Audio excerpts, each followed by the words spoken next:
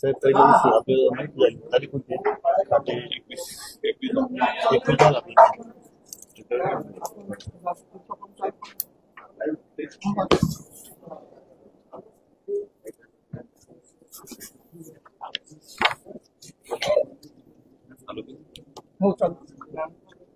कुठे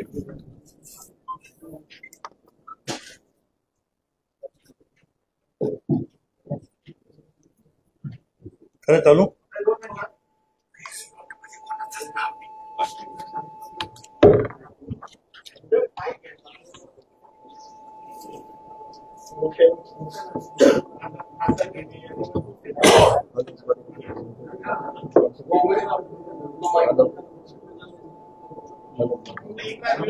बंद करू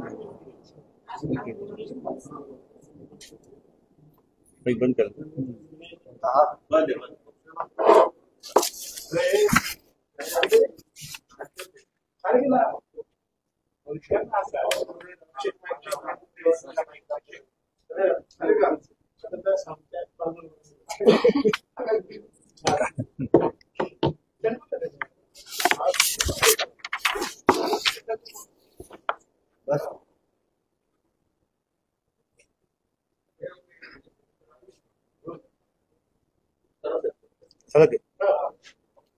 सगळ्यांना नमस्कार.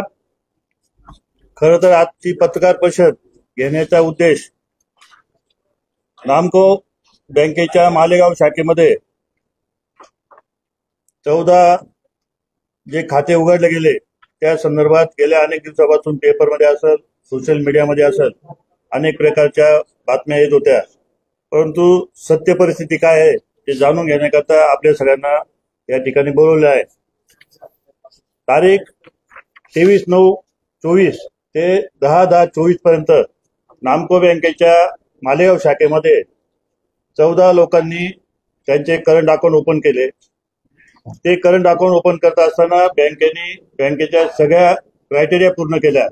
उदाहरणार्थ आधार कार्ड असेल, पॅन कार्ड असेल, उद्यमचा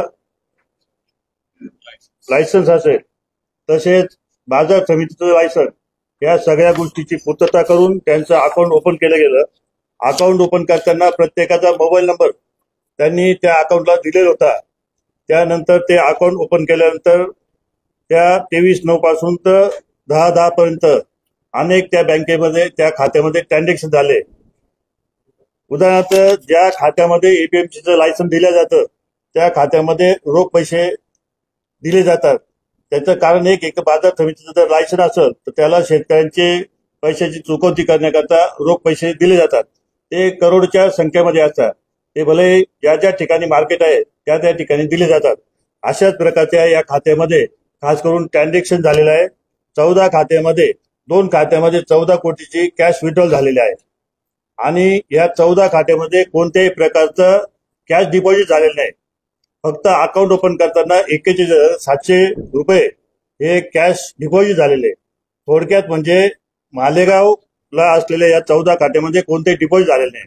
परंतु या खात्यामध्ये उलाढाल होत असताना अनेक बँकेमधून जवळपास 21 बँका, नॅशनलाइज बँका असतील, प्रायव्हेट बँका असतील, अशा अनेक बँकेतून आरटीजीएस असेल, एनईएफटी असेल, आयएमपीएस असेल, अशा अनेक प्रकारे आपल्या मालेगाव शाखेमध्ये त्या 14 खात्यामध्ये पैसे आलेले आहे. त्यामध्ये बँकेचं मी नाव आपल्याला घेऊ शकतो. Axis Bank, Bandhan Bank, Bank of Baroda, Bank of India, Bank of Maharashtra, Canara Bank, Central Bank, Federal Bank, HDFC Bank, Indian Bank, Jana Small Finance, Karur Vysya Bank, Punjab and Sindh Bank, RBL Bank आणि युको बँक, अशा अनेक मोठमोठ्या बँका आहेत. त्या बँकेतून आपल्या बँकेमध्ये या 14 खात्यामध्ये आरटीजीएस आले. परंतु हे ट्रान्झॅक्शन चालत असताना कोणत्याही बँकेला हे कळालं नाही, परंतु नामको बँकेला हे कळाले असल्यामुळे नामको बँकेने स्वतः ज्या दिवशी 21/10 या तारखेला नामको बँकेला थोडी भनक लागली आणि हे अकाउंट जरा संशयित आहे असं वाटलं, म्हणून नामको बँकेने स्वतःहून हे अकाउंट सीज केले. हे अकाउंट सीज केल्यानंतर ज्या व्यक्तीने अकाउंट केले असतील त्यांनी अनेक प्रकारे आम्हाला मागणी केली, हे आमचे सीज केलेले अकाउंट तुम्ही रिलीज करा, परंतु आम्हाला त्या अकाउंटमध्ये जरा संशय आला, त्यामुळे ते अकाउंट आम्ही सीज केले. त्यानंतर सीज केल्यानंतर सेकंड डेला आम्ही आरबीआय मध्ये सीओ आणि आमचे सगळे अधिकारी हे आरबीआय मध्ये गेले आणि आरबीआय मध्ये जाऊन या सगळी सविस्तर घटनेची त्यांना माहिती दिली. यानंतर आरबीआयला गेल्यानंतर आरबीआयने ला जाण्यापूर्वी या घटनेची माहिती आम्ही FIU ला दिली. त्याच दिवशी म्हणजे ज्या दिवशी आम्हाला माहित झालं अकाउंट सीज केले, सेकंड डेला आम्ही स्वतःहून, म्हणजे एवढ्या मोठमोठ्या बँका असताना एकाही बँकेने या गोष्टीचा उलगडा केला नाही. हे ट्रान्झॅक्शन जवळपास 114 कोटीचं आहे, परंतु हे हळूहळू हजारो कोटी पण जाऊ शकतं. या मोठमोठ्या बँका असताना त्यांनी कोणी या घटनेचं उकल न झाले तरी पण नामको बँकेने स्वतःहून हे काढलं आणि स्वतःहून आरबीआयला सांगितलं असे असे संशयित अकाउंट आमच्याकडे ओपन झालेले आम्ही सीज केलेले. त्याप्रमाणे आरबीआयने सांगितल्याप्रमाणे आपण त्या गोष्टीची सेंट्रल भारत सरकारचे सायबर क्राईम रिपोर्टिंग पोर्टल जे आहे ना त्याच्यावरती ऑनलाईन आपण कंप्लेंट केली. आरबीआयला कंप्लेंट केल्यानंतर त्याच्या दुसऱ्या का तिसऱ्या दिवशी मला वाटतं मालेगाव पोलीस स्टेशनला या 12 लोकांनी ज्यांचे खाते आपल्या बँकेत आहे 14 पैकी 12 लोकांनी मालेगावला पोलीस स्टेशनमध्ये त्यांनी FIR दाखल केली. FIR दाखल करण्यामध्ये त्यांनी एक सिराज म्हणून माणूस आहे त्या माणसाच्या नावाने आपल्या शाखाधिकारी कानडे आणि निकम यांच्या नावाने एक FIR दाखल केली.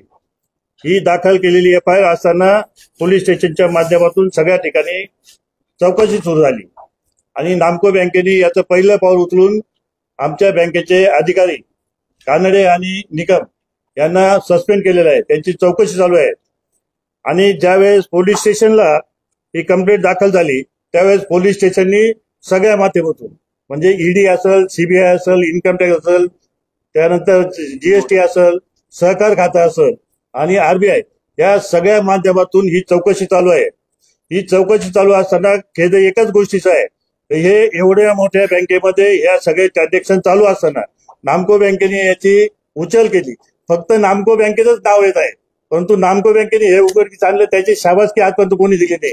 पेपरला बातमी देताना सभासदांमध्ये असा गैरसमज होतो, अरे हा काही घोटाळा झालाय का, परंतु खास करून आपल्याला मी सांगू शकतो या घटनेच्या माध्यमातून नामको बँकेला एकही रुपयाचं नुकसान झालेलं नाही. आर्थिक नुकसान नामको बँकेत एकही रुपयात झालेलं नाही, परंतु हे खाते ऑपरेट होताना या लोकांचे उलटे आपल्याकडे करोड रुपये जमा आहे. हे खास करून आपल्याला मी सांगू शकतो. पेपरला बातम्या येताना लोकांना त्याचा गैरसमज होतो पण नामको बँकेत काही घोटाळा का, एका पेपरमध्ये मला वाटतं नामको बँकेचा घोटाळा असं लिहिलेलं आहे. खास करून हे आपण समजून घ्या, हे असे करोड रुपयाचे ट्रान्झॅक्शन नामको बँकेत 100 कोटी 200 कोटी रोज होतात. हे व्यापारी आहे म्हणून आम्ही त्यांचे अकाउंट ओपन केले, परंतु जेव्हा लक्षात आलं त्यावेळेस आपण थांबवलं, आपण स्वतःहून हे अकाउंट सगळ्या ठिकाणी कळवून टाकले. तर पेपरला बातमी देताना खास करून आपल्याला विनंती आहे याची आपल्याला सखोल माहिती म्हणजे कोणत्या बँकेतून किती ट्रान्झॅक्शन आले याची सुद्धा आमच्याकडे आहे. म्हणजे जवळपास आमच्याकडे अनेक बँकाचे सगळ्यात जास्त म्हणजे कॅनडा बँकेचे 1535 आरटीजी आलेले, एवढी मोठी बँक आहे पण त्यांचं कुठेही पेपरला नाव नाही. आणि खास करून याच्यामध्ये काय झालं, इलेक्शन होतं, इलेक्शनच्या माध्यमातून याच्या थोडं राजकारणाची कलाटणी दिल्या गेली आणि त्यामुळे नामको बँकेचं नाव पेपरला येत गेलं. आणि ही आपली बँक आहे, आपण सर्व या बँकेला मोठं करण्यामध्ये सगळ्यांचं सहकार्य आहे. या बँकेचं नाव किंवा या संदर्भात बातमी देताना आपण नामको बँक न देता सर्व बँकांमध्ये असे ट्रान्झॅक्शन झाले, परंतु नामको बँकेने हे उघडकीस आणलं असं जर आपण दिलं तर नक्कीच नामको बँकेचं नाव जे आज आहे त्यापेक्षा मोठं होईल. पण खास करून देताना ह्या उलाढालीमुळे नामको बँकेच्या आर्थिक परिस्थितीला किंवा आर्थिक कोणती नुकसान झालेलं नाही हे खास करून आपण पेपरला लिहिलं पाहिजे. कारण सभासदांचा गैरसमज होतो, नामको बँकेवरती अनेक संकट आले, अनेक संकटातून नामको बँक बाहेर येते, परंतु हे संकट आपलं नसताना सुद्धा आपल्याला ओढवलं गेलं. याच्यामध्ये खास करून आपले खासदार आहेत किरीट सोमय्या, हे सुद्धा तिथे येऊन गेले आणि त्यांचं या गोष्टीला पिछा चालू आहे, परंतु त्यांनी येताना फक्त नामको बँक हेच सांगितलं. तर मी खास करून आपल्याला विनंती करतो आपण बातमी देताना 21 बँकेमध्ये हे सर्व ट्रान्झॅक्शन झालेले आहे. जवळपास हे ट्रान्झॅक्शनची संख्या आहे, नंबर ऑफ ट्रान्झॅक्शन 2037 ट्रान्झॅक्शन सगळ्या या बँकेतून आलेले, इतर बँकेतून. अजूनही त्या बँकेचं नाव कुठेही आलेलं नाही. म्हणजे त्यांचे डिपॉझिट आपल्यापेक्षा काही पटीने मोठे, परंतु त्यांचं नाव कुठं आलं नाही.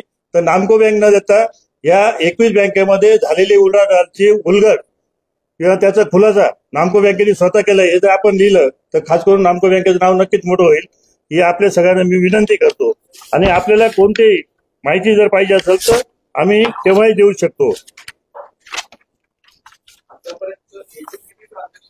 ते सांगतो ना, एकूण हे 114 कोटी रुपयाचे ट्रान्झॅक्शन आहेत.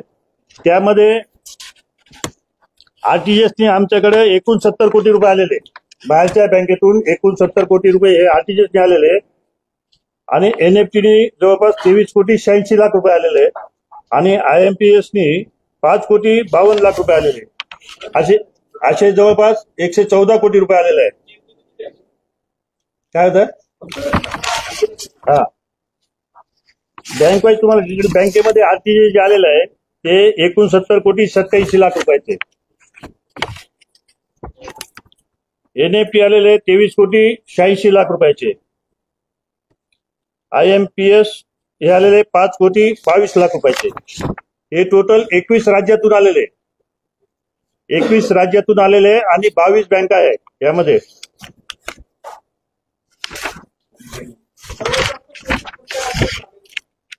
सगळ्यात जास्त पैसे ऍक्सिस बँक 67 कोटी रुपये.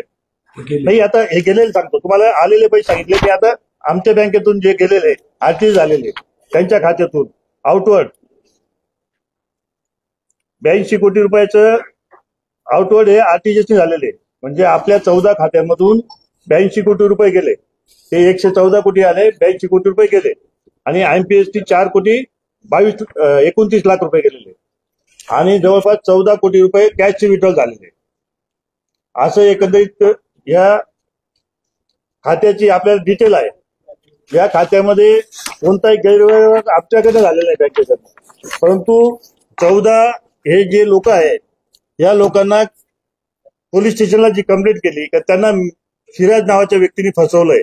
आता हा त्यांच्या दोघांचा वाद आहे, तो आमचा वाद नाही. आमच्याकडे या लोकांनी 14 जे खाते ते स्वतःहून अकाउंट ओपन केले. त्यांनी त्यांचा मोबाईल नंबर दिला. एक आरटीजीएस जर आला तर त्याच्या मोबाईलवरती त्याला मेसेज जात होता. महिनाभर त्याला मेसेज आले, महिन्याने ते येऊन सांगतात की हे आम्हाला आमच्या खात्यात ट्रान्झॅक्शन झालं नाही, असं झालं नाही, हे चुकीचं आहे. म्हणजे पोलीस स्टेशनला कंप्लेंट केली, त्यामुळे त्यांनी लिहिलं की हे आम्हाला माहिती नाही. परंतु त्यांचा मोबाईल नंबर आम्हाला दिला होता. त्या मोबाईल नंबरवरती प्रत्येक एंट्रीची, म्हणजे आमच्या बँकेत ज्या एंट्री झालेले टोटल एंट्रीची त्या मोबाईलवरती माहिती दिलेली आहे. एकच जण बोला.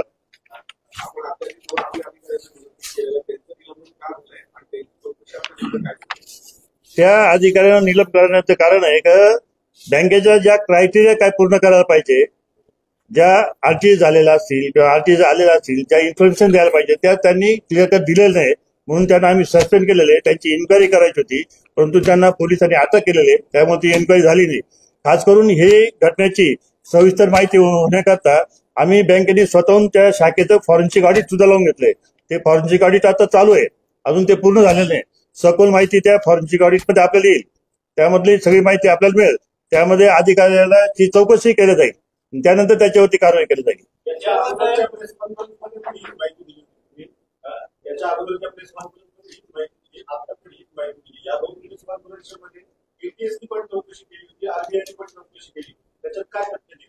नाही, आता हे ज्या चौकशा चालू आहे त्यांनी कोणती माहिती आपल्यापर्यंत पोहोचवली नाही अजूनपर्यंत. ती माहिती नाही का? नाही, अजूनपर्यंत ते माहिती बाहेर येत नाही. अजून त्यांना जे पूर्ण नाही काही अजूनपर्यंत येत नाही. रोज आपल्याला मेल येतात, आपण त्यांना माहिती देतोय. एटीएस अजून कागदपत्र दिलेले त्यांना, एटीएस नाशिकला दिले. एटीएस नाशिकला सर्व जे पेपर मागितले ते दिलेले. बेसिकली चेअरमन साहेबांनी जे सांगितलं ना, दोन्ही प्रेस मधला जो फरक जो आहे, फरक एवढाच आहे का या मधल्या काळामध्ये याची व्याप्ती सर्व तपासल्या गेलेली. आज ह्या 22 बँकांच्या बाबतीत जे चेअरमन साहेबांनी माहिती दिली, बेसिकली झालेलं असं काही 14 लोक आहेत ते स्वतःहून त्यांनी बँकेत येऊन अकाउंट ओपन केले, प्रत्यक्ष येऊन ते हजर होते अकाउंट ओपन करताना. आणि बेसिकली नामको बँक याचा फक्त मीडियम म्हणून आहे. म्हणजे नामको बँकेच्या अगोदर सुद्धा कुठल्या ना कुठल्या बँकेमध्ये असे व्यवहार होत होते. नामको बँकेनंतर कुठल्या ना कुठल्या बँकेमध्ये व्यवहार होत आहेत.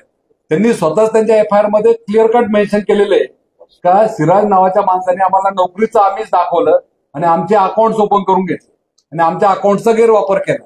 म्हणजे बेसिकली याच्यामध्ये कोणत्याही थर्ड पार्टीने यांच्या अकाउंटचा मनी लॉन्ड्रिंग करता केलेला हा वापर आहे. आता पैसे कुठून आले, पैसे कुठं गेले याची व्याप्ती सर्व विभाग जे आहे ते तपासतात. याचा सगळा मुळापर्यंत अजून कुठलीही संस्था पोहोचलेली नाही. फक्त बेसिकली आपला उद्देश असा आहे आजच्या प्रेस कॉन्फरन्सचा का ह्या सगळ्या बँकांमधले सगळ्यात छोटी बँक नामको बँक आणि सहकारामधली एकमेव बँक आहे नामको बँक. आणि नामको बँकेच्या मालेगाव शाखेमध्ये पेपरला माहिती देताना किंवा सभासदांमध्ये किंवा खातेदारांमध्ये मेसेज जाताना सर्व वृत्तपत्रांमधनं वाहिन्यांमधनं नामको बँक घोटाळा या पद्धतीने हेडिंग केलं गेलेलं. हे हेडिंग केलेलं हे हेडिंग नामको बँकेच्या नावाला लौकिकाला कुठेतरी सुरुवाती झाली ना ती नामको बँकेमध्ये खाते उघडले नाही. मालेगावमध्ये जी केस ओपन झालेली होती इलेक्शनच्या सुरुवातीच्या काळामध्ये नामको बँकेमध्ये खातं उघडलेलं होतं, त्यांना माहिती नाही अशा स्वरूपाची जी केस होती. त्यावेळेस आपण हा खुलासा केला असता तर आता तुम्हाला एक पत्रकार घेण्याची गरज पडली. ऐका ना, तुमचा प्रश्न जो आहे ना तसं नाहीये. नामको बँकेमध्ये खाते नव्हते. नामको बँकेच्या अगोदर त्यांचे खाते महाराष्ट्र बँकेत होते, कॅनरा बँकेत होते. कॅनरा बँकेत नामको ऐका एक मिनिट माहिती पूर्ण समजून घ्या काय झालेलं आहे. ह्या मंडळीचे हे जे 14 लोक आहे यांचे खाते मालेगाव मधल्या महाराष्ट्र बँकेमध्ये व इतर बँकेमध्ये होते.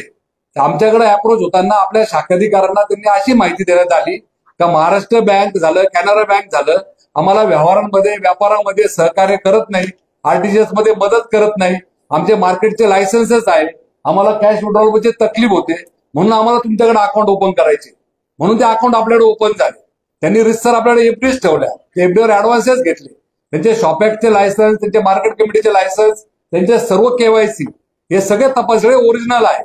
आणि याच्यामध्ये त्या मुलांना ज्यांना मेसेज गेले त्यांना कल्पना आली, त्यांना कुठे कुठे कुणकुण लागली का 1000, 1500, 2000 रुपयासाठी आपल्या नावाचा वापर केला गेलेला पण याच्यावरती मोठ्या प्रमाणामध्ये व्यवहार होत आहे. तेव्हा हे लोक अप्रोच झाले. अप्रोच झाल्यानंतर ही तक्रार पालकमंत्र्यांकडे गेली, पालकमंत्र्यांनंतर पोलीस स्टेशनला गेली आणि निवडणूक चालू असल्यामुळे याला कुठेतरी एक वेगळं वळण देण्याचा प्रयत्न झाला. मूळ केस ही अशी आहे, सुरुवातीच्या काळामध्ये असं वाटलं होतं ज्या बातम्या छापून आल्या हा वोट जिहादचा काही प्रयत्न आहे का किंवा अजून काही प्रयत्न आहे का, तर जेव्हा एक तपासाअंती ते निष्पन्न होईल काय होणार आहे ते. पण याच्यामध्ये नामको बँक त्यातलं एक सगळ्यात छोटी कडी तुम्हाला आणतो. 14 लोकांचे मालेगाव मधल्या स्थानिक लोकांचे ते लोक अस्तित्वात आहेत. 14च्या 14 लोक, 14च्या 14 लोकांची केवायसी झालेली आहे. पण या 14 लोकांची पण फसवणूक झाली असं त्यांचं म्हणणं आहे. फसवणूक त्यांची कोणी केली? नामको बँकेने नाही केलेली. त्यांची फसवणूक सिराज अहमद या नावाच्या माणसाने त्यांची फसवणूक केली.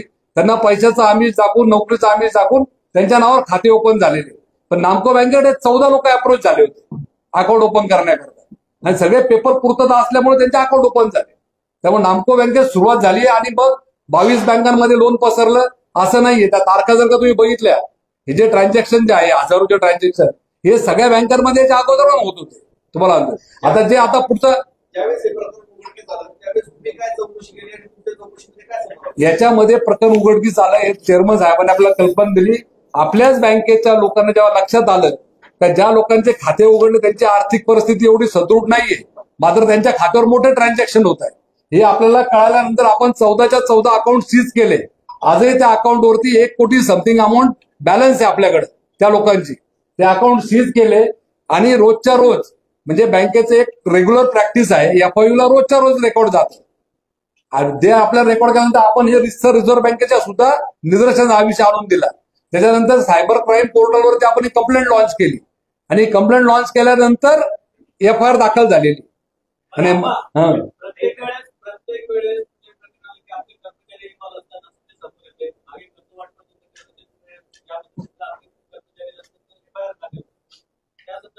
याच्यामध्ये बेसिकली कुठल्याही बँकेचं जेव्हा कामकाज होतं त्या कर्मचारी राहतात, कर्मचारीच काम करतो. कर्मचारी काम करताना कर्मचाऱ्यांनी केलेल्या कामामध्ये काही चूक झाली, त्रुटी झाली तर तो कर्मचारी रिस्पॉन्सिबल धरला जातो. मग कर्जाचं प्रकरण झालं, कर्जाची पूर्तता करून घेताना एखादा कागद पूर्तता करून नसला घेतला गेला तर त्या कर्जाची तो जबाबदार धरला जातो. आज या प्रकरणात सुद्धा कानडे शाखाधिकारी होता, निकम हा उपशाखाधिकारी होता. त्या लोकांकडनं पूर्तता करून घेताना जे केवायसी करून गेले त्यांनी केवायसी पूर्ण करून घेतले, पण त्यांच्या नंतरच्या कागदपत्रांची पूर्तता करायला पाहिजे होती. हेड ऑफिस कडनं ते त्यांच्या क्लिअरन्स घ्यायला पाहिजे होतं. त्याचा डिले जो झाला, विलंब जो झाला, तो विलंब जर कदाचित झाला नसता, ते प्रकरण 15 दिवस अगोदर लक्षात आलं असतं. त्या विलंबाला कारणीभूत त्यांना धरून त्यांच्यावर सस्पेन्शन आपण केलेलं. त्यांनी त्यांच्या कामाचा जो कसूर आहे, जे काम 48 तासात व्हायला पाहिजे, जे काम 72 तासात व्हायला पाहिजे, ते काम जरा 1 आठवड्याभराने झालं. कामाचा लोड जास्त आहे म्हणा किंवा कशाने, तर तो त्यांचा कसूर आहे. याच्यामध्ये कर्मचाऱ्यांनी याच्यामध्ये कुठेतरी आर्थिक अफरातफर केली, काही पैसे काढले, अशाचा प्रकार कर्मचाऱ्यावर आरोप नाही. नाही 14 कुठलाही नाही. आता बेसिकली ते सांगतात सिराज एकच सगळं करायचा. सिराज हा माल त्यांचा ऑपरेटर होता, पण तो बँकेचा विषय त्याचा नव्हता. या 14 नाही 14 लोकांचे 14 वेगळे खाते आहेत, 14 लोकांचे 14 केवायसी वेगळे आहेत, 14 लोकांचे 14 मोबाईल नंबर वेगळे आहेत, शॉप ऍक्ट वेगळे आहे, त्याच्यापैकी जे मार्केटचे सभासद आहेत त्यांचे सभासद लायसन्स वेगळे आहे. हे 14च्या 14 लोक अस्तित्वात आहेत. त्यांचे सगळे जण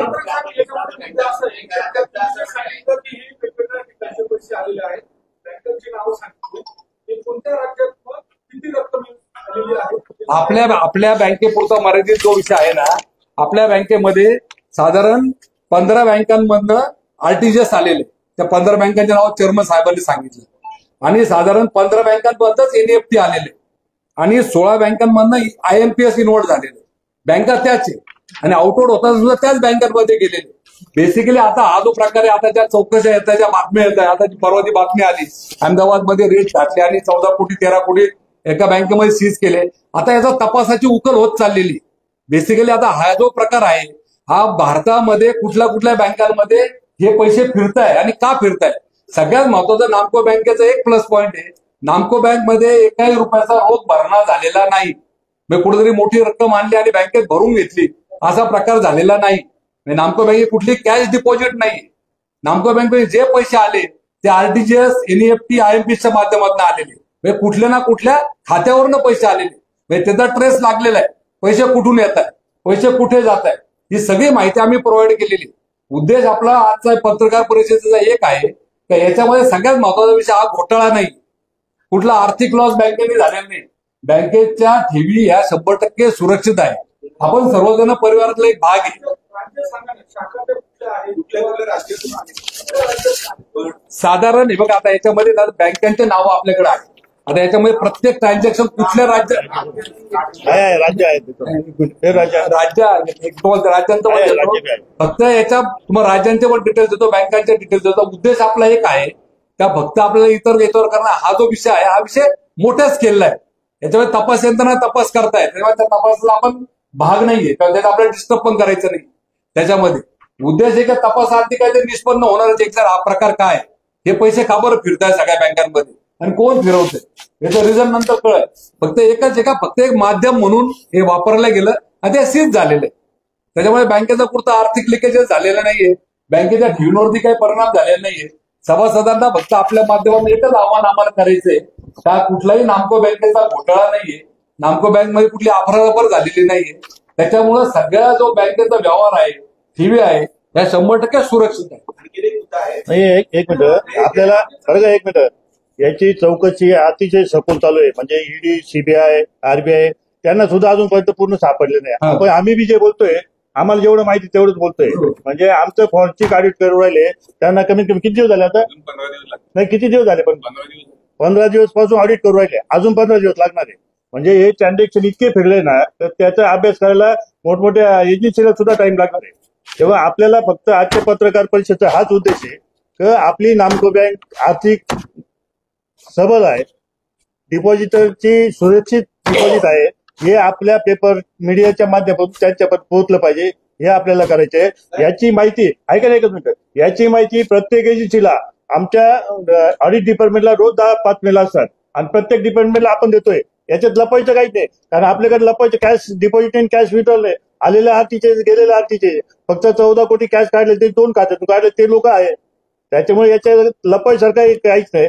परंतु हे पैसे ओरिजिनल कुठून आले, हजारो कोटी कॅश कुठे डिपॉझिट झाले हे गव्हर्नमेंटला काढायचे, ते अजून निघत नाही. बऱ्याच एजन्सी याच्या पाठीमागे लागलेले. हे एवढं सोपं काम नाही, जे आपण बोलतोय ना, एवढं सोपं काम नाही. हा, बोला एकच बोला. असं म्हटलं की कुठली कॅश डिपॉझिट झालेली नाही, मात्र कॅश काढली गेली. हो, कॅश कार्ड 14 कोटी काही रुपये काढले गेले. कॅश कुठे काढली? 2 अकाउंट मध्ये आहे ना, त्यांचे नाव आहे ना आपल्याकडे. कॅश याच्यामध्ये चेअरमन साहेबांनी बघा तुम्हाला सांगितलं ना, आपल्या बँकेच्या ज्या मार्केट कमिटी आहे, जिथे जिथे नामपूर असेल, सटाणा असेल, मालेगाव असेल, तिथं बाजार समित्या आहे. त्या बाजार समितीच्या सगळ्या व्यापाऱ्यांना लायसन्स बाजार समितीचे राहतात. म्हणजे जो माणूस बाजार समितीचा व्यापारी म्हणून काम करतो त्याला शेतकऱ्यांची चुकवती करण्याकरता रोख रक्कम लागते, करोडो रुपये. तर नामको बँकेच्या बऱ्याच शाखांमध्ये सगळे व्यापारी रोख रक्कम काढतात. हे जे 2 खात्यांमधनं कॅश विड्रॉल झालेली आहे ती एका दिवशी झालेली नाही. त्याच्या 1.5 महिन्याच्या काळामध्ये जसजसे व्यापाराला पैसे लागले तसतसे मार्केट कमिटीचं लायसन्स ओरिजिनल आहे, त्यांचं डुप्लिकेट नाही. सगळे कागदपत्र चेक केले, ते व्यापाऱ्यांनी केलेली विड्रॉल. तुम्ही असं म्हणताय की लोक इन्व्हेस्टर होती, त्यांची तेवढी कॅपॅसिटी नव्हती आणि त्यांच्या याच्यावर एवढे व्यवहार होत होते. मग त्यांच्या याच्यावर तुम्ही जर अकाउंट त्यांना दिलेले आणि त्यामध्ये तुम्हाला असं संशय दिसलं, एका बाजूला तुम्ही असं पण म्हणतात की तेवढी त्यांची कॅपॅसिटी नव्हती, एका बाजूला तुम्ही त्या बाजार समितीचे लायसन्स त्यांना दिलेले होते. काही लोकांना 14 नाही, 2 लोकांचाच विषय फक्त व्यापारी आहे. 2 लोकांचे कॅश विड्रॉल, ते बाकी 12 जणांच्या खात्यावर 1 रुपया पण कॅश विड्रॉल नाही. हे राज्य पाहिजे ना नाव. एक मिनिट कोणत्या राज्यातून आले तुम्ही? हे राज्य सांगतो. आंध्र प्रदेश, अरुणाचल प्रदेश, आसाम, बिहार, छत्तीसगड, दिल्ली, गुजरात, हरियाणा, हिमाचल प्रदेश, झारखंड, कर्नाटक, केरळ, कोलकाता, मध्य प्रदेश, महाराष्ट्र, ओडिशा, पंजाब, तामिळनाडू, तेलंगणा, उत्तर प्रदेश, वेस्ट बंगाल, म्हणजे काय सगळ्याचे सर्व राज्य याच्यामध्ये. हे म्हणजे बरं का, ईडी जर तपास करत असेल तर त्यांना इतक्या लवकर सापडायला पाहिजे. अजून त्यांना सुद्धा सापडले नाही, आम्हाला लोक नाही भेटायचे. तेव्हा आम्ही तुम्हाला काय उत्तर द्यायचे, तुम्ही आता प्रश्न विचाराल, आम्ही उत्तर देऊन देऊ. ते उत्तर एखाद्या उद्या खोटं बी ठरू शकेल. याचं कारण काय, आम्हाला फॉरेन्सिक ऑडिट करायला आमच्या एका ब्रँचचं, फक्त मालेगाव ब्रँचचं ऑडिट करायला 15 दिवसापासून माणसं बसलेली, अजून 15 दिवस लागतील. नाही लगेच केलं. आम्हाला ज्या दिवशी झालं त्याच्या सेकंडला आपल्याकडे त्यांचे पैसे, आपले पैसे नाही गेले. 1 कोटी किती आपले? 1 कोटी काही 1 कोटी काय आहे? नाही हेच आता असा सेम प्रकार 8 महिन्यापूर्वी आळगाव पोलीस स्टेशनला दाखल सेम याच पद्धतीनं 18 जणांना फसवण्यात आलं. एका मुलाला फसवण्यात आलं. त्याला सांगितलं की असा काम आहे, आपण आणि त्याच्या अकाउंटमध्ये कोट्यवधी रुपये आळगाव पोलीस स्टेशनला आपण टाकले. त्या संबंधात पण आपण बाकीच्या बँकेची पण काही चर्चा केली. आपल्या बँकेत नाही, आमच्या बँकेत नाही, आपल्या बँकेत नाही झालं. बेसिकली आता तुम्ही म्हटल्यानंतर खाते उघडण्याची प्रोसेस अजून स्ट्रिंजंट करण्यात आलेली. बेसिकली सहकारी बँकेमध्ये जी कस्टमरची, खातेदारांची अपेक्षा राहते की आम्ही गेल्यानंतर लगेच आम्हाला सेवा मिळाली पाहिजे, लगेच आम्हाला चेकबुक मिळालं पाहिजे, लगेच आमचं काम झालं पाहिजे. नॅशनल बँका, कमर्शियल बँका त्याला थोडा वेळ घेतो. तर आता आपण सुद्धा ती प्रोसेस थोडी स्ट्रिंजंट केलेली आहे एकदम, आणि केवायसीचा सुद्धा तंतोतंत आपण पालन करतोय. आता हे जे प्रकार होत आहे, हे प्रकार काबर होत आहे, काबर करताय, खाते उघडले जात आहे, खात्यांवरती व्यवहार होत आहे, याच्यामध्ये बरेचसे वेगवेगळ्या पद्धतीने पैशाच्या माध्यमातून फिरताय. याचा तपास, सगळा तपास जेव्हा यंत्रणा संपल तेव्हा आपल्या समोर ऐका प्रकार काय झाले. कारण हे खात्यांवरनं झालेले. जसे आपल्या बँकेत 1.25 कोटी अडकले, पूर्ण देशामध्ये जर का धरले तर करोडो रुपये त्यांचे फ्रीज झालेले. हे सगळे अकाउंट आता लॉक केलेले. जेव्हा हे प्रकार त्यांच्या लक्षात आला, या सगळ्या विभागांनी सगळे खाते थांबवलेले. याचा तपास आमच्या आपल्या समोर येईल. आपला उद्देश चेअरमन साहेबांनी सांगितलं, आम्ही पण सारखं आपल्याला तेच सांगतोय. आज आपला उद्देश असा आहे, तपास आणते याच्यामध्ये निष्पन्न होईल ते आपल्या समोर येणारच आहे. फक्त आपल्या सर्वांच्या माध्यमातून आम्ही सर्व सभासदांना, खातेदारांना, ठेवीदारांना नम्र अपील करतो, नामको बँकेच्या बाबतीमध्ये कुठलंही जे काही मागच्या बातम्या छापून आल्या, तर एक नामको बँकेपासून सुरुवात झाली असं म्हणा तर नामको नाव सारखे सगळेजण घेत आहेत. हा कुठलाही नामको बँक घोटाळा नाही, नामको बँकेचा कुठलाही याच्याशी संबंध नाही. त्याच्यामुळे नामको बँकेचं नाव जे वापरलं जाते ना, त्याचा गैरसमजुतीनं काही पुढचे विपरीत परिणाम व्हायला नको, त्याची काळजी घेऊन आम्ही तुम्हाला ठेवीदारांना आवाहन करतोय. बँक ही अतिशय भक्कम, सुरक्षित आहे. कुठल्याही बँकेच्या व्यवहारामध्ये फरक पडलेला नाहीये. बँकेला कुठलाही आर्थिक तोटा झालेला नाहीये. बँक म्हणजे साऊंड आहे, त्या माध्यमातून आपल्याला सांगायचं काय त्यांचं काय नाही केली. पेपरला बातम्या ऐका, आता जर का आपण बघितलं असेल ना तर साधारण सगळ्या पेपरला बातम्या जे येत आहे, मीडियावर बातम्या जे येत आहे, वृत्तपत्रामध्ये येत आहे, रोज येत आहे. सुरुवातच नामको बँक होते म्हणून आम्ही दोन गोष्टी आम्हाला फक्त आपल्याला स्थानिक यांना विनंती एवढीच करायची आहे, कुठलंही राजकारण या बँकेच्या सहकार क्षेत्रात आणू नये. आमचं म्हणणं आहे, निवडणुका झाल्या, निवडणुका गेल्या, हा विषय आहे. व्यापारी बँक आहे, ही नावाजलेली बँक आहे, अडचणीतून बाहेर आलेली बँक आहे. हे नाशिक शहराचं वैभव आहे. आणि म्हणून मी सगळ्याच राजकीय पुढाऱ्यांना सगळ्यांना विनंती करतो की गेली 7-8 दिवसापासून ज्या बातम्या चालू आहे त्या बँकेच्या कुठल्याही कामकाजाला गालबोट लागू नये. बँक साऊंड आहे, एक पैसा भ्रष्टाचार नसताना फक्त नामको बँकेचंच नाव का येतं म्हणून आपण स्थानिक पत्रकार आहात. वृत्तवाहिनीवरही जे काही गोष्टी चालल्या आहे, काय कोणता जिहाद असेल, आमचा काहीच विषय नाही. आम्ही हात जोडून विनंती करतो की कुठलाही एक पैसा भ्रष्टाचार बँकेत झालेला नाही. व्यापाऱ्यांना सुद्धा विनंती आहे की बँक आपली आहे, स्वतः येऊन चौकशी करावं. वर्तमानपत्र सतत बातमी येतील, मर्चंट बँक, नामको बँक, नाशिक 22 राज्याच्या बँका जर याच्यात असतील तर फक्त मर्चंट बँकेचंच नाव का येतं. म्हणून राज्यकर्त्यांना सुद्धा माझी विनंती आहे की या सहकार क्षेत्रामध्ये घाणेरडं राजकारण आणू नका. आता साहेब, हा जो विषय अत्यंत गंभीर आहे. आता आपण नॅशनल बँका ट्रान्झॅक्शन केलेलं आहे आपल्याकडनं. आता आरबीआयला अशा पद्धतीने नॅशनल जी बँक असतात, स्थानिक बँकांना ट्रान्झॅक्शन करत असताना काही नाव असलं पाहिजे, अशा पद्धतीने तक्रारी आपण नाही. याच्यामध्ये बेसिकली एक लक्षात घ्या, जसं आपल्या बँकेचा विषय आहे ना तसा त्या बँकेचा पण विषय. बँकेच्या कामामध्ये कुठल्याही बँकेकडे चुका नाही. कोणी बँकेत खातं उघडलं आणि त्याच्यात आरटीजीएसचा व्यवहार केला तर बँकेचा काही कंट्रोल नसतो. आरबीआय मोठ्या बँकांमध्ये जरी झालं ना, आज त्या बँकांचं तर जास्त स्ट्रिंजंट राहतं. अजून आज एखादा आयसीआयसीआय मध्ये, ऍक्सिस मध्ये जेव्हा तुम्ही आरटीजीएस करायला जाता, केवायसी पूर्णच करून घेतलेली त्यांनी. माणसं उपलब्ध आहे, खाते उपलब्ध आहे, त्या व्यक्ती उपलब्ध आहे, त्या व्यक्तीच्या अकाउंटवर तर व्यवहार होत आहे, त्याच्यावर कंट्रोल बँकेचा राहत नाही. आज आपल्या खात्यावर आपण काय आरटीजीएस करतो, काय आरटीजीएस काढतो, याच्यावर कंट्रोल बँकेचा नाही. तुमचे पैसे आहे, पैसे तुम्ही कोणाला पाठवता, नॅशनलाइज बँक स्थानिक बँकेकडे काही ट्रान्झॅक्शन करतात, असे काही नॉर्म्स आहेत का की ट्रान्झॅक्शन करायला पाहिजे? नाही, असं काही नाही. आपली मल्टी स्टेट शेड्यूल बँक आहे, आपण नंबर ऑफ ट्रान्झॅक्शन करू शकतो, कुठले लिमिट आपल्याला नाहीये. खात्यांवरती झालेले व्यवहार हे नियमानेच झालेले आहेत. व्यवहारामध्ये प्रॉब्लेम नाहीच आहे. प्रॉब्लेम हे व्यवहार कोणाचे आहे, का बरं डमी नावावर करताय, का बरं दुसऱ्याच्या नावावर करताय, याचा शोध आहे. म्हणजे हा विषय बँकिंगचा नाहीये, म्हणजे 21 बँकांचा पण हा विषय नाहीये. हा विषय ऑल टुगेदर वेगळाच आहे. या सगळ्या लोकांच्या नावावरती कोण आहे व्यवहार करतंय हे शोध घ्यायचं आहे. आता याच्यात सगळ्याच डिपार्टमेंट इन्व्हॉल्व झाले, इन्कम टॅक्स सुद्धा इन्व्हॉल्व झालेले. आता काय होतं, ह्या जेव्हा लोकांना प्रश्न विचारला गेले त्यांना काही उत्तर देता आलेलं नाही, त्यांचे नाव वापरले गेले. नाही, तसं काही झालं नाही. त्याचा पूर्ण चौकशी झालेली आहे. 14 चेकबुक वेगळे आहे, तसा काही विषय आले. मॅक्झिमम सगळं आरटीजीएस आणि एनईएफटी बंद झालेले. चेकबुकची इन्व्हॉल्वमेंट अशी आता फार कमी झालेली.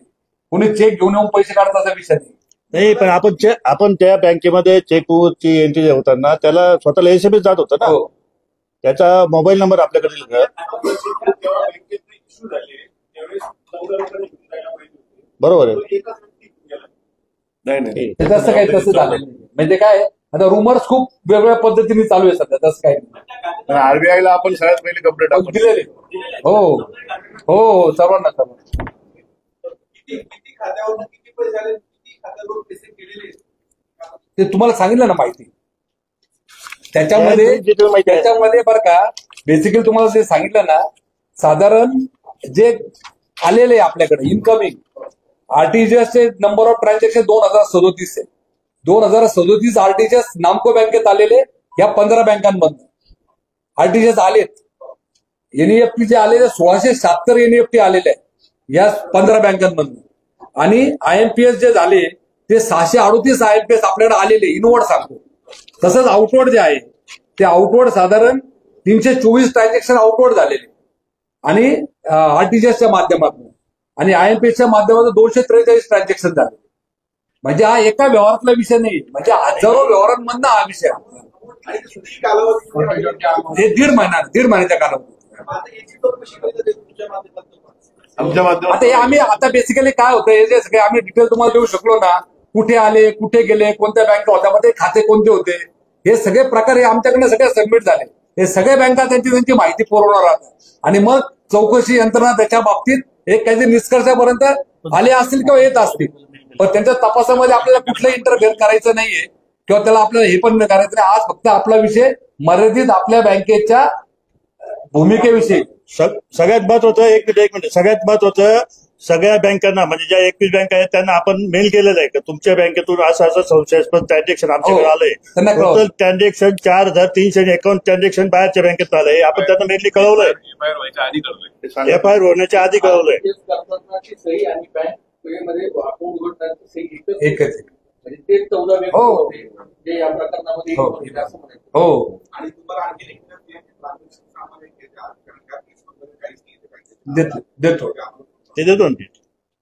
फक्त पण पत्रकार बंधूंना एक विनंती आहे म्हणजे परत विनंती करतो. बँकेच्या प्रत्येक बातम्या आम्ही सर्व पत्रकार नेहमी देत असतो. ठळक तुमच्या मनात तुमची जी रुची नामकरण तसं काही नाही. नाही आता आपण हे बघा एकदा आगीतलं निघालोय म्हणजे दुकान एकदा तोंड खोललं ना टाक पण भुकून प्यायला काही घटना घडू नये याच्याकरता तुम्हाला precaution माहिती आहे, मागचे 5 वर्ष आपण भोगलेले. दोन गोष्टी अशा आहेत. शेवटी डिपॉझिट कालचे जर आपण आजचे वर्तमानपत्र बघितले, कालचे बघितले तर सतत बातम्या फक्त नामको बँकेचे. आयबीएन लोकमतने जो मुद्दा उचलला त्याच्यात इतर बँकेचा उल्लेख होत नाही ना. जर काही एक पैसे काय देवाण नसेल, काही भ्रष्टाचार नसेल तर ते आम्हाला असं उद्देश कसा तुमच्यापर्यंत माहिती आहे का? मांडायचं. आज जो आपला म्हणून जो ही पत्रकार परिषद. बरं का आपला जो ठेवीदार आहे ना कंप्लेंटमध्ये नामको प्रत्येक बँकेचं नाव आहे आणि नागपूर उघडकीत झालं. म्हणजे आम्हाला तेच नाव द्यावं लागतं. नाही म्हणून हा खुलासा कुठची करण्यासाठी माहिती घेतात. नामको बँकेबरोबर इतर 21 बँका मोठ्या बँका नामको बँकेने उघडकीस आणलं एवढं तरी सांगा. नामको बँकेने उघडकीस आणलं. ज्यावेळेस तपास चालू होता ते योग्य नव्हतं, बाकी काही नाही. आता होता आपले ठेवीदार हे खूप साधारण आहे सगळे म्हणून त्याला माहिती देणं गरजेचं.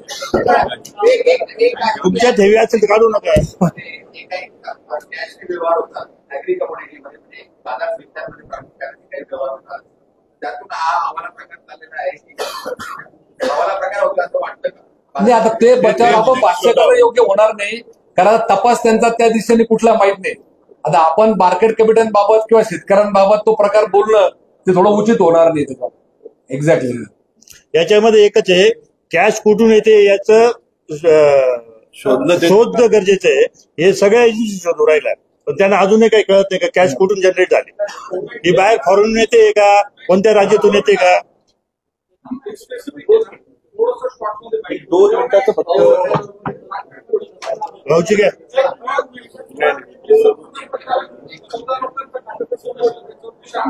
थोडक्यात सांगा तेवढंच तुमचा मुद्दा जाईल. 1.5 मिनिटाचा 1 ते 1.5 मिनिटामध्ये सारांश करून नामको बँकेचं जे काही झालेलं आहे एवढं काही सगळं कायदेशीरप्रमाणे बघूनच ते केलेलं आहे.